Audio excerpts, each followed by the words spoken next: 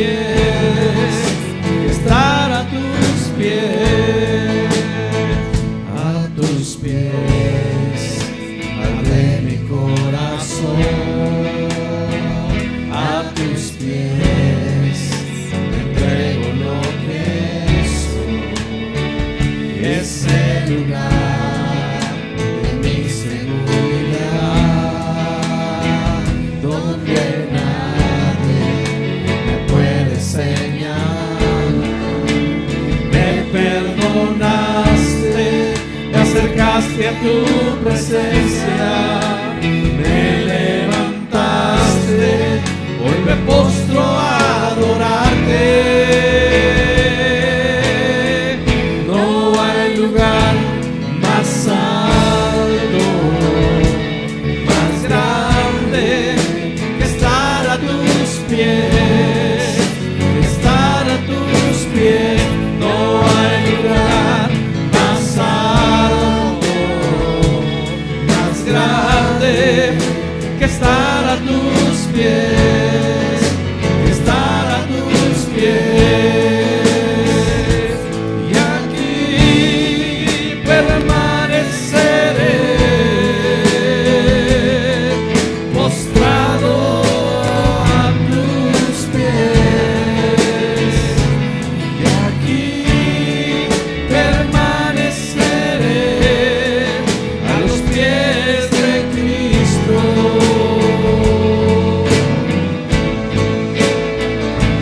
Y aquí permaneceré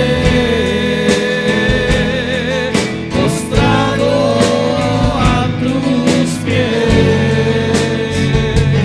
Y aquí permaneceré a los pies de Cristo. No hay lugar más alto, más grande que estar a tus pies, que estar a tus pies. No hay lugar más alto, más grande que estar a tus pies, que estar a tus pies. Así es, Señor. Gracias por darnos esta gran oportunidad de alabarte, de engrandecer tu nombre, Señor, porque tú tienes cuidado de nosotros. En esta mañana sigue hablándonos a nuestro corazón, a nuestra mente, Señor. Que tu palabra nos dé nuevas fuerzas, nos dé entendimiento para no solamente entenderla, sino ponerla en acción, Señor. Te damos gracias por lo que haces y sabemos que seguirás haciendo en nuestras vidas, Dios. Te damos gracias en el nombre de Jesús. Amén.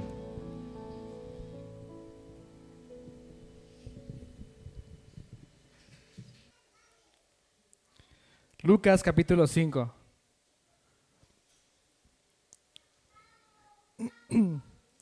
Y antes de leer este pasaje, hermanos, me gustaría hacer la pregunta de: ¿los cristianos somos gente buena o gente mala, hermanos?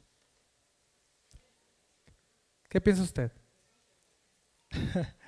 Le digo esto, hermanos, porque me di cuenta con unos compañeros de trabajo que tienen dos conceptos de los cristianos, Hablando con un compañero de trabajo, le estaba hablando de Cristo, estábamos hablando de la iglesia, incluso lo invité a la iglesia y él me dijo: no, ¿sabes qué?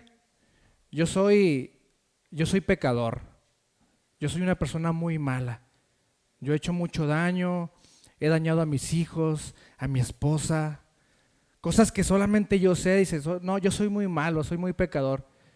Y a la iglesia nomás va gente que es perfecta, la gente que es santa. Dice: no, yo no puedo ir a la iglesia.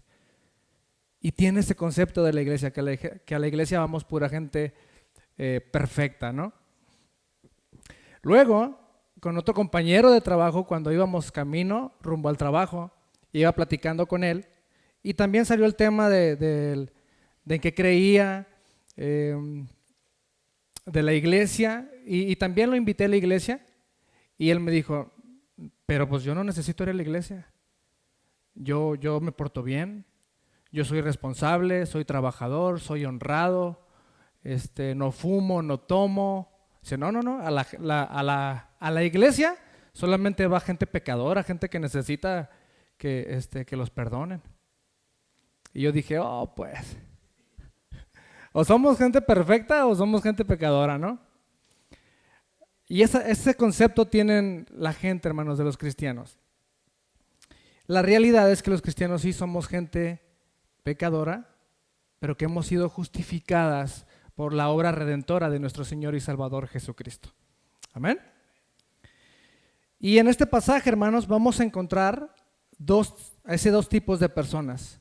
Personas que son abiertamente pecadoras y personas que creen que son justos en su propia opinión.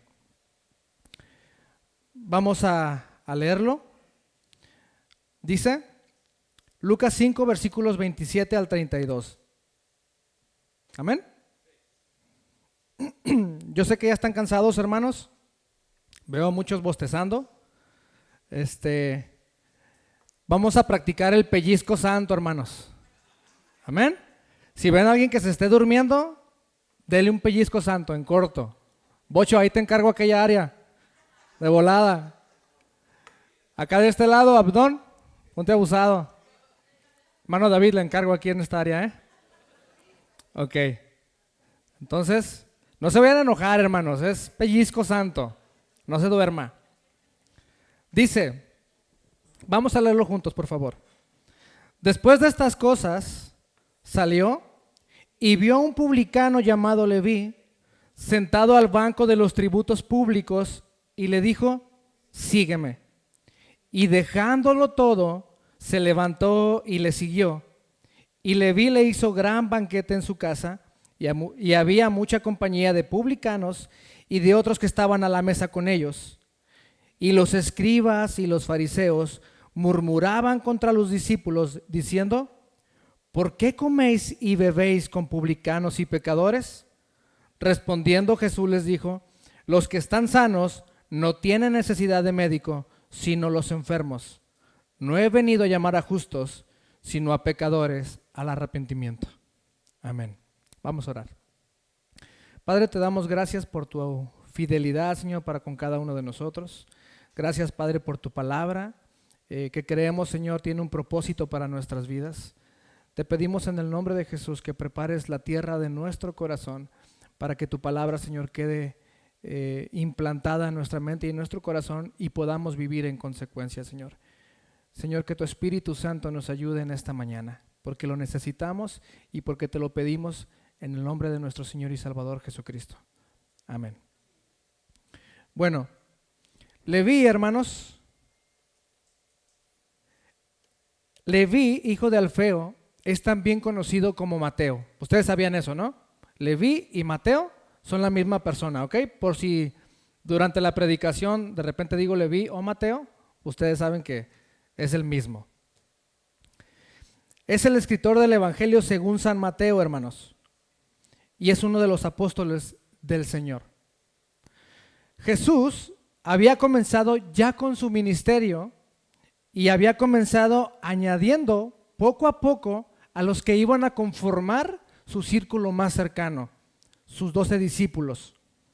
En este caso, o en esta porción de la palabra de Dios, se encuentra el llamamiento a Leví, el llamamiento a Mateo, que era un publicano, un recaudador de impuestos. Vemos en el pasaje que los escribas y los fariseos criticaron a Jesús y a sus discípulos por comer con los pecadores y publicanos. Y tal vez sería bueno explicar por qué. ¿Ok? ¿Por qué los judíos, hermanos, odiaban a los publicanos? Bueno, odiaban a los pecadores o despreciaban a los pecadores porque eran hombres que abiertamente transgredían la ley de Dios. ¿Ok? Y los publicanos, hermanos, también odiaban a los publicanos por la siguiente razón. Sabemos por el contexto del pasaje que en ese momento de la historia Jesús y sus discípulos se encontraban en Capernaum. En Lucas 4:31 dice, descendió Jesús a Capernaum, ciudad de Galilea, y les enseñaba en los días de reposo. Estaba en Capernaum. Y Capernaum, mis hermanos, esta ciudad era una ciudad militar clave para los romanos, así como una floreciente comunidad comercial. Era una importante ciudad comercial por la posición en la que se encontraba Capernaum. Se encontraba en el centro de Mesopotamia al norte y Egipto al sur. De manera que los viajeros y los comerciantes que iban de Mesopotamia hacia Egipto tenían que cruzar por Capernaum.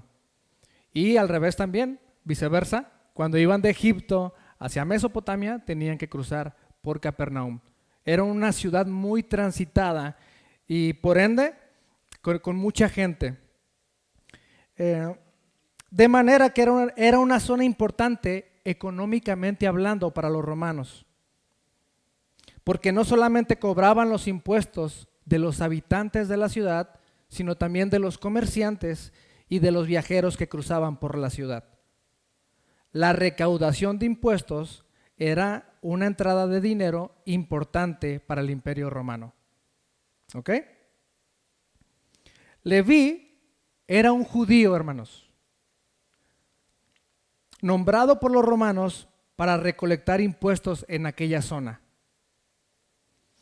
Y el sistema establecía que los funcionarios podían quedarse con un porcentaje de los impuestos que cobraban.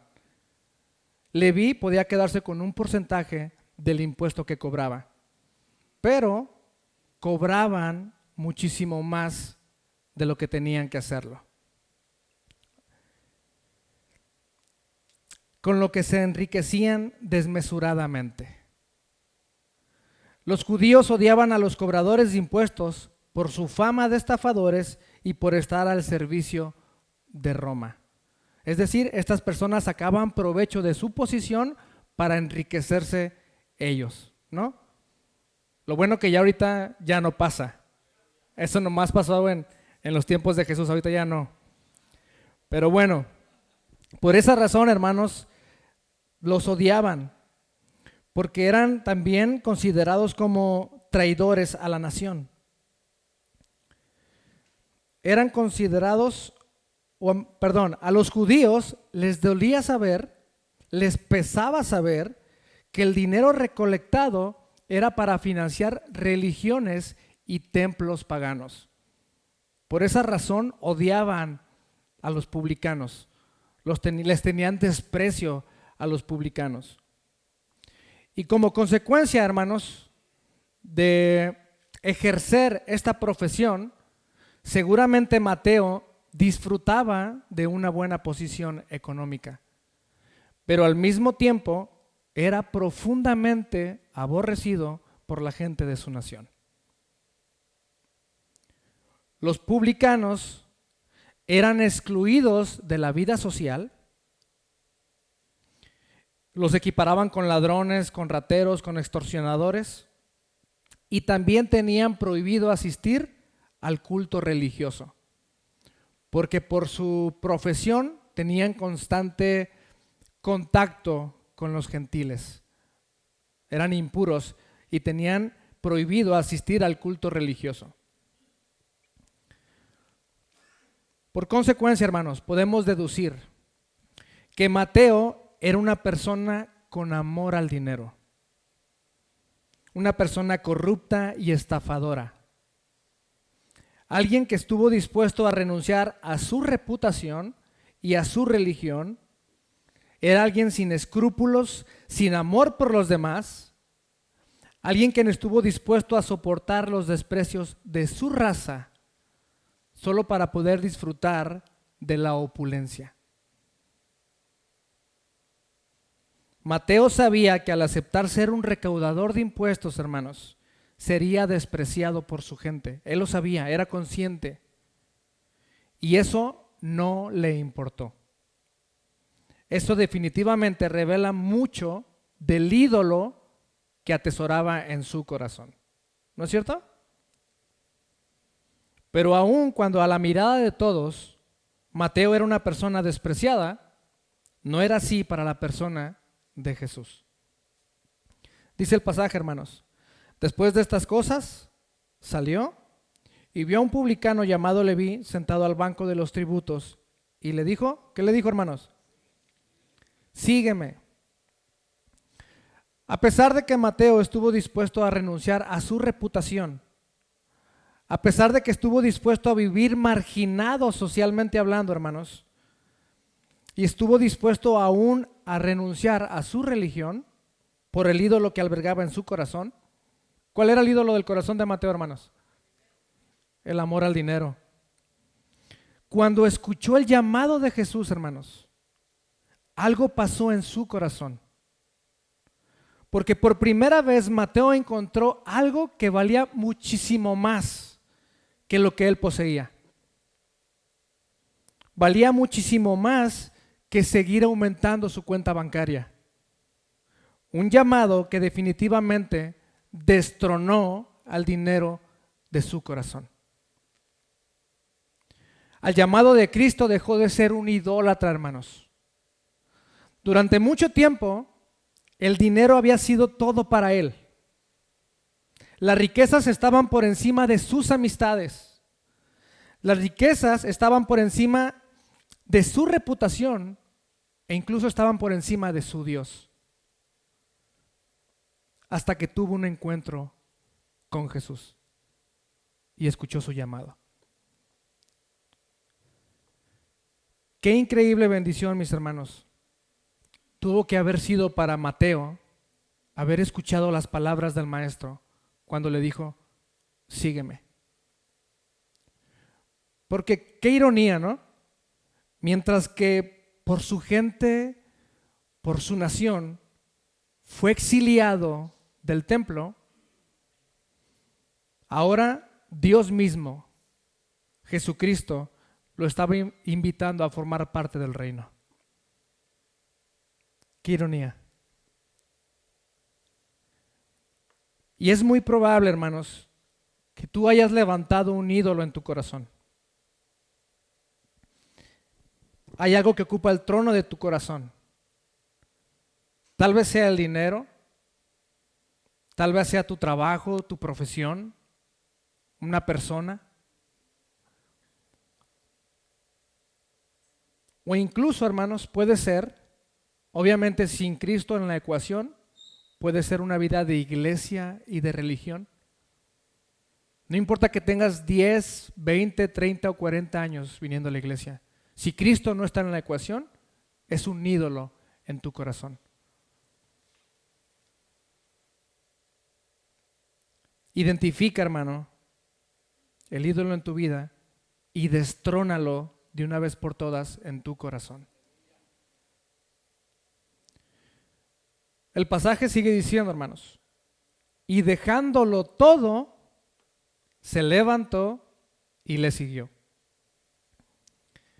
Seguir a Jesucristo no es cosa fácil. ¿Lo saben? ¿Lo han experimentado? Seguir a Jesucristo, mis hermanos, no es cosa fácil. Pero Mateo estuvo dispuesto a dejar todo lo que atesoraba, lo que era precioso a sus ojos, por algo muchísimo mejor. Seguramente él ya había escuchado de Cristo y de su gran poder.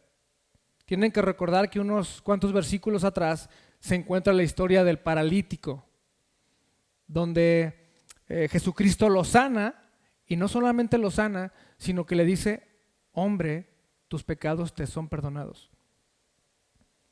Sin duda alguna, caminar, conocer y ser discipulado por el mismísimo Dios hecho hombre, tuvo que ser una oferta que él sabía que no podía rechazar. No le importó dejar el trabajo que tanta opulencia le había dado. No le importó dejar su casa, que seguramente era una casa muy cómoda. Fue capaz de renunciar a su comodidad, a su familia y a su vida por seguirle a él. Así como Mateo tuvo que renunciar a todo para seguir a Cristo, hermanos.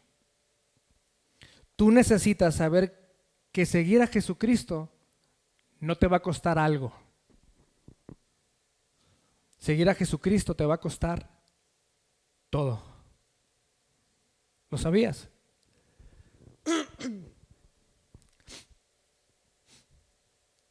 Seguir a Jesucristo te va a costar todo, porque seguir a Cristo significa morir cada día a tu yo, renunciar cada día a tu voluntad, a lo que tú quieres, para poder vivir para Cristo. Mateo 16:24 dice, Jesús dijo a sus discípulos, si alguno quiere venir en pos de mí, ¿qué tiene que hacer? Niéguese a sí mismo, tome su cruz y sígame. La pregunta de reflexión, hermanos, es, ¿tú has dejado todo por seguir a Cristo? ¿Realmente te sientes dichoso de ser un seguidor de Jesús? ¿Estarías dispuesto a dejar todo lo que posees por Cristo? ¿Estarías dispuesto? Lucas 14:33 dice, así pues, cualquiera de vosotros que no renuncia a todo lo que posee, no puede ser mi discípulo.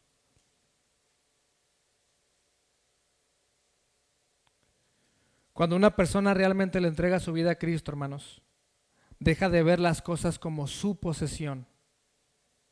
Y él mismo se mira como una posesión de Cristo.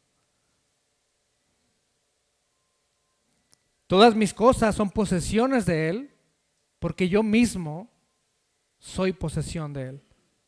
¿Tiene lógica, no?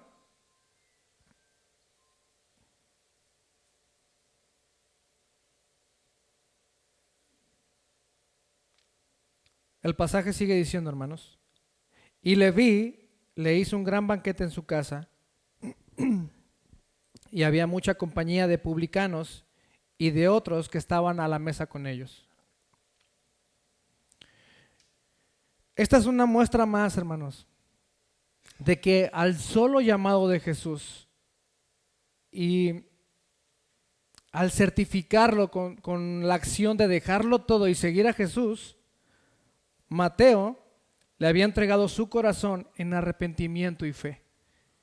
Y en consecuencia, transformó el corazón de Mateo en un corazón de piedra, en un corazón de carne. Mateo hizo un banquete e invitó a un grupo de muy selectivos amigos, ¿no? Dice el pasaje que invitó a quiénes, hermanos.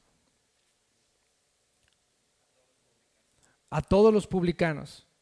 Y en los pasajes paralelos dice que invitó a los pecadores y a los publicanos, a la gente despreciada por la sociedad. Y los invitó, hermanos, para que pudieran compartir con Jesús. Y esa es una muestra de un verdadero corazón transformado. Alguien que está tan agradecido con Dios, tan apasionado por Cristo, que no quiere ser el único de disfrutar de ese bien. Y comparte con los demás las buenas nuevas de Cristo. He visto a mucha gente, hermanos, supuestamente entregándole su vida al Señor, pero que lo niegan con sus hechos y lo niegan con sus palabras. Gente que ha venido al altar a hacer una oración, a hacer la oración del pecador, diciendo que son cristianos, pero lo niegan con sus hechos y con sus palabras. Todos los días están rodeados de gente de su trabajo, de sus compañeros del trabajo, de sus amigos de la calle, de sus familiares. Y muchos de ellos llevan años, hermanos, años diciendo ser cristianos. Pero sus familiares, sus compañeros de trabajo y sus amigos no tienen ni la más mínima sospecha de que sean cristianos. Porque nunca han visto un cambio en su vida. Mucho menos escuchar de sus labios que Jesús es su Señor. Un verdadero discípulo de Jesús proclama comparte y vive que Jesucristo es su Señor.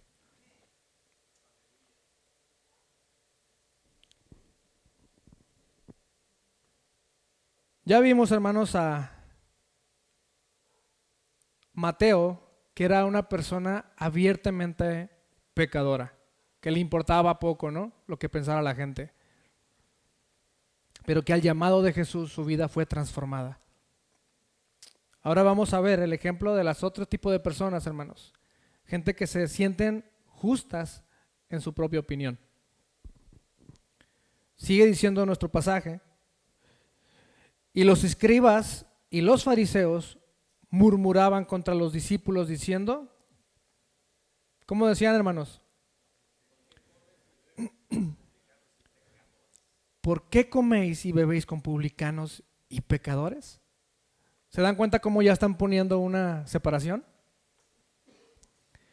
Los escribas y fariseos, mis hermanos, eran los hombres religiosos de su época. Eran los hombres encargados de enseñar y de hacer respetar la ley. Por el testimonio de las Escrituras, sabemos que amaban el reconocimiento de la gente y se la pasaban condenando a diestra y siniestra. Eran, en la mayoría de los casos, hombres tan orgullosos, tan egocéntricos, que obviamente no soportaban las reprensiones de Jesús, quien en muchas ocasiones los llamó hipócritas. Mateo 23:4 dice que Jesús les llamaba hipócritas porque atan cargas pesadas y difíciles de llevar y las ponen sobre los hombros de los hombres, pero ellos ni con un dedo quieren moverlas. Por esta razón Jesucristo les llamaba hipócritas. También, hermanos, los fariseos y los escribas no soportaban las enseñanzas de Jesús porque se contraponía directamente a lo que ellos habían establecido como ley. En muchas ocasiones vemos en la palabra de Dios cuando Jesús decía, oísteis que fue dicho, para luego terminar diciendo, pero yo os digo, ¿no? De alguna manera, hermanos, desacreditando así a los escribas y fariseos, diciéndoles, yo tengo la interpretación correcta. Y eso molestaba a los escribas y a los fariseos, obviamente. Pero lo que menos soportaban era que Jesucristo se equiparara con Dios, que se proclamara como el Hijo de Dios y que actuara como Dios. Ellos no soportaban esto de Jesús. Solamente unos versículos atrás, hermanos, Jesús le había dicho a un paralítico. ¿Qué le dijo Jesús al paralítico, hermanos? ¿Recuerdan? Hombre, tus pecados te son perdonados. ¿Y recuerdan la reacción de los fariseos y de los escribas? De indignación. De decían, ¿cómo puede? ¿Por qué blasfema este? ¿No puede solamente Dios perdonar los pecados? Bueno, Jesús se estaba equiparando a Dios. Y ahora en nuestro pasaje, el pasaje que estamos estudiando, hermanos, estos hombres no podían entender, no comprendían, no les cabía en la cabeza cómo esta persona que hace unos instantes se estaba equiparando a Dios, ahora estaba sentado y rodeado de gente pecadora y de publicanos. Ellos no podían entender eso.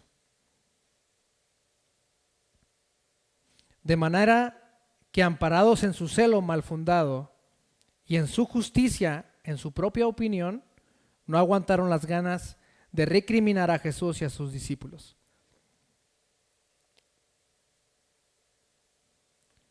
Y el pasaje sigue diciendo abajo, hermanos. Respondiendo Jesús les dijo, los que están sanos no tienen necesidad de médico, sino los enfermos. ¿Qué más dice? no he venido a llamar a justos, sino a pecadores al arrepentimiento. Jesús dejó claro y establecido, hermanos, cuál era el propósito para el que Él había venido al mundo. Y el llamamiento a Mateo era una prueba tangible del poder transformador de Dios. Mateo era una persona despreciada y abiertamente pecadora y recibió salvación. Y hubo hombres de los escribas y fariseos que dejaron de confiar en su propia justicia para venir a los pies de Jesús. Tanto los que son pecadores abiertamente, tanto como los que confían en su propia justicia, necesitan la justicia de Dios. Y hermano, Jesús no está esperando que seas perfecto y sin pecado para que vengas a Él.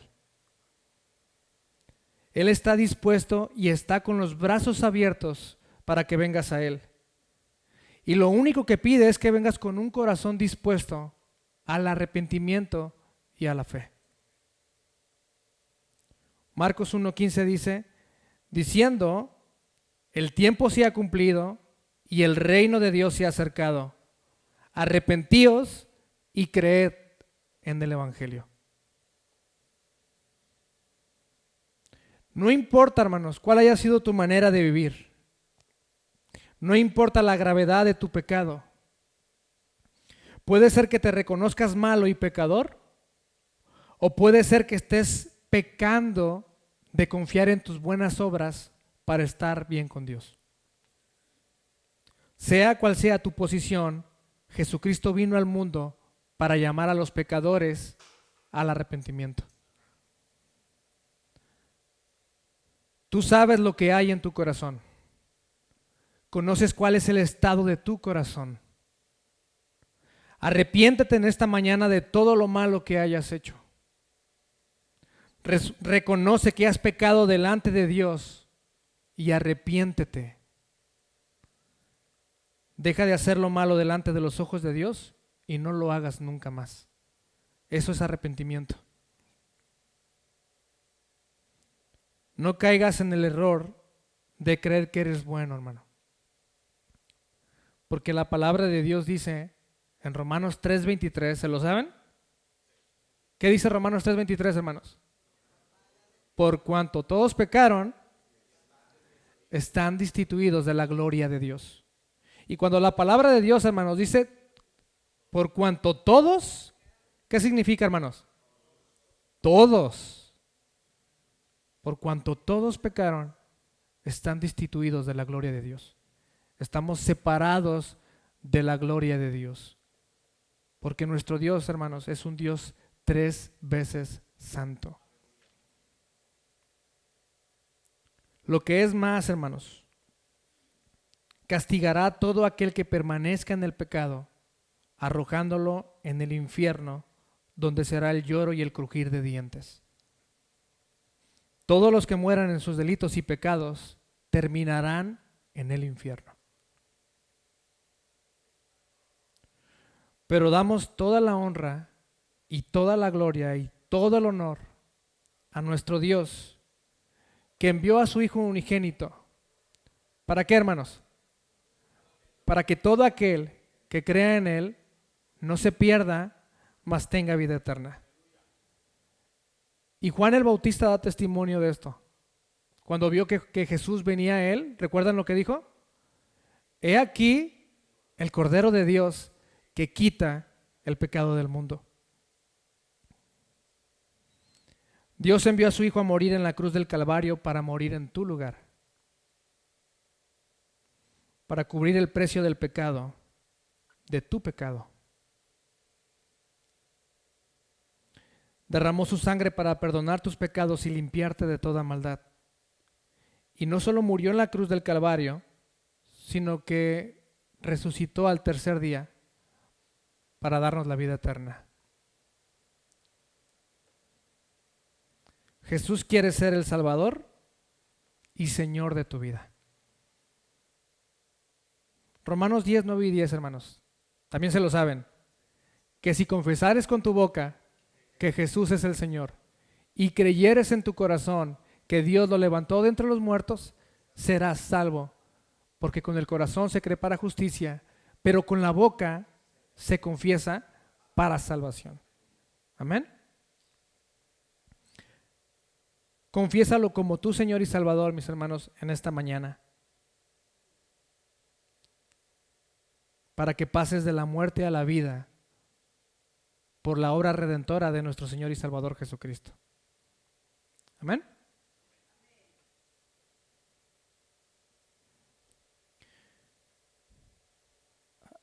A veces la vida cristiana, mis hermanos, es una paradoja. Cuando nos enteramos, mi esposa y yo, de lo que había pasado, que nuestra hermana Tere había partido con el Señor,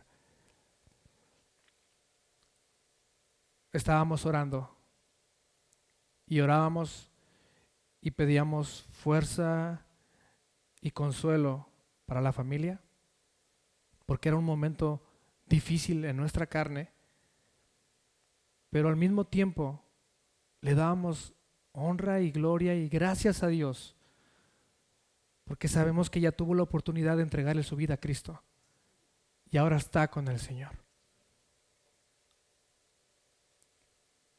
No dejes que pase el tiempo.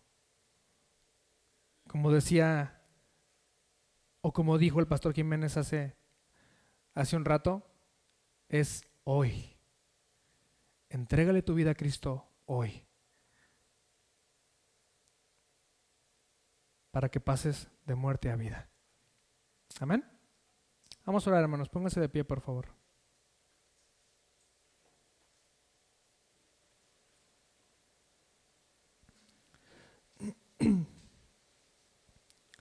Señor, te damos gracias por tu palabra y por tu fidelidad en nuestras vidas, Dios. Gracias, Señor, porque tu palabra, Señor, nos da testimonio de tu poder. Nos da testimonio, Señor, de cuál es el propósito, Padre, por el cual tú viniste al mundo. Y estuviste dispuesto, Señor, a morir en la cruz del Calvario por nuestra salvación. Gracias, Señor, por amarnos de tal manera que ni siquiera podemos entender o comprender. Ayúdanos, Señor, a cada día reconocerte como nuestro Señor y nuestro Salvador. Que nuestra vida, nuestras acciones y nuestras palabras den testimonio de que tú eres nuestro Señor. Ayúdanos, Señor, porque no es fácil, pero confiamos en que tú estás con nosotros, Señor, en todo momento, y que tu Espíritu Santo nos ayuda y nos capacita para vivir cada día como a ti te agrada. Gracias, Señor, por tu palabra y por la vida de cada uno de mis hermanos que están congregados en obediencia, en amor, en este lugar. Gracias, Señor. En el nombre de Jesús te damos gracias. Amén. Cristo, te exalto, te proclamo mi Rey, y al estar tú aquí, Señor, me entrego en adoración. Cristo, te exalto, te proclamo mi Rey, y al estar tú aquí, Señor, me entrego en adoración. Dile con todo tu corazón, ven y toma. Ven y toma el trono. Ven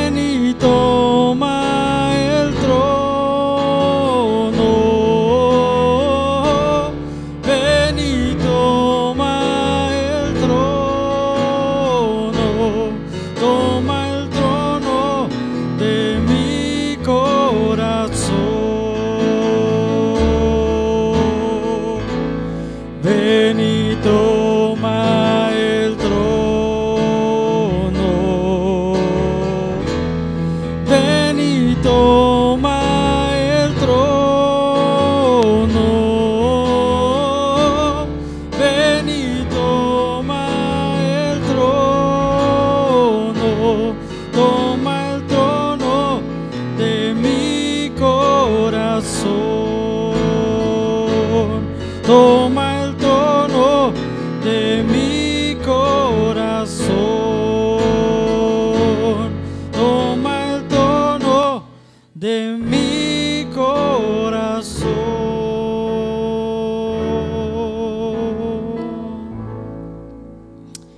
Si hay alguien aquí que no ha tomado la decisión, ahí donde estás, no es necesario que pases al frente, no es necesario que levantes tus manos. Repite esta oración conmigo y dile: Señor Jesús, perdona mis pecados, limpia mi corazón, Señor. Me arrepiento de todo lo malo que he hecho, de todo lo que haya dicho, haya pensado que te haya ofendido.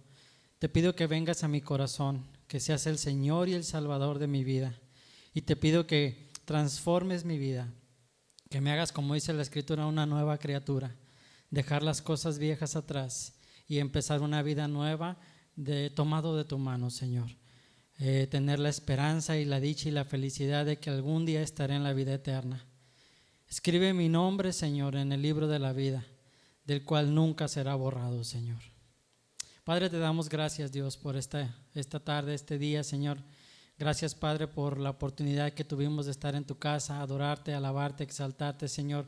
Y gracias por esta hermosa oportunidad que tuvimos en este momento de poder abrir nuestro corazón, Señor, y entregarte nuestra vida, Señor.